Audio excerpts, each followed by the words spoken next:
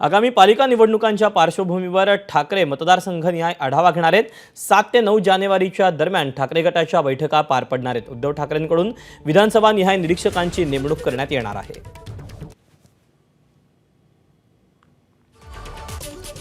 7 जानेवारीला घाटकोपर पश्चिम आणि घाटकोपर पूर्व या भागाची बैठक होणार आहे। त्यानंतर 7 जानेवारीला शिवाजीनगर, मानखुर्द, कलिना, अणुशक्तीनगर, चेंबूर आणि सायन कोळीवाडा या भागातली बैठक होईल।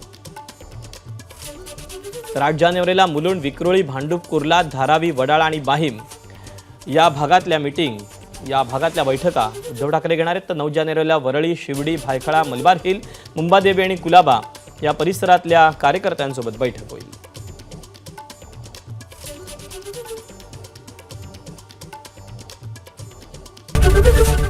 एबीपी माझा, उघडा डोळे बघा नीट।